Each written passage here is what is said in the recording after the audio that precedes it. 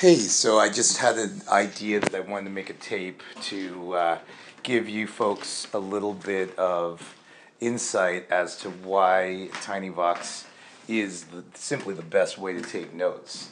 Basically, if you open up your voice memos app and try to take notes with it, well, there's nowhere to type.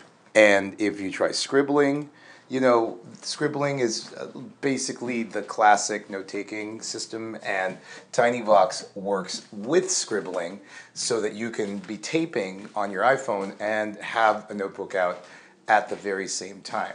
So it's actually a complement to the traditional way of note-taking, because if you scribble and take tape at the same time, when you're reviewing your notes, you'll have your scribbled notes to give you your own thoughts, but you'll be listening to the lecture again, which I think is pretty neat. Now, it's very important that your tapes in general stay under 20 minutes and ideally even shorter. The reason is because it just takes forever to share a long tape. It just uploads, it takes a while, and we suggest strongly that if you are going to be taping a class, that you switch to standard quality in the settings, just because you don't need really high fidelity. You just need to have the sound pick up. And speaking of sound pickup, I recommend this little mic. It's called the EduTeague iMic. It definitely does boost the input in case your professor is quiet or you want to sit in the back of the room. And that brings up the professor, who you should definitely ask before taping. I mean, I think that there are probably policies on campus. Now, the truth is, we all know that, people don't, they use their technology however they can to pass. And it's just, I think that it's a fantastic idea to get to know your professor. And who knows, if your professor is amazing and doesn't mind you tweeting out, maybe your professor will get some cred out there in the larger world. And what a great way to get followers, to tweet out actual college classes. I would follow you. I would listen if that's something students want. I don't think it necessarily is, but maybe it is. Who knows? Having attention placed on you can be an amazing educational experience, because in the real world, attention is the goal. It is actually, I wouldn't say it's just the goal, but it's like, if you have attention, you won't be broke. So one other thing that I use TinyVox for is to compose. So if I've got a paper and I want to write something, it's probably true that I know in my head already most of the things that I want to put in the paper, just because of attending class or outside research or the readings.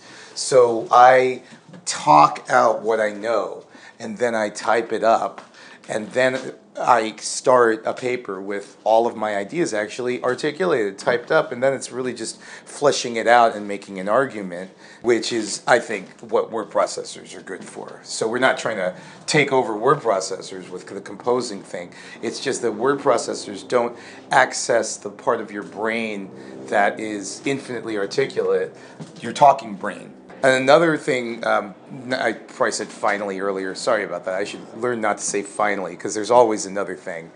But I highly recommend taking your textbooks and making audiobooks of them. So take all of the highlights from a book and just talk them out into TinyVox so that you can listen to the best parts of the book. And not have to reread the whole thing or even open up the book. You'll have it, in your Gmail if you just email yourself the audiobook. Or, that's another cool thing to tweet out. And often you can ping the author of audiobook that you're making, a little summary, and they will appreciate it and maybe even retweet it. And because you can share the notes that you take with TinyVox so easily, you can tape an MP3 of a class and email it to people, which will make you the supreme note taker in class. There are privileges that come with being the supreme note taker in class. I will leave those to you to figure out. But those are some of my ideas for students.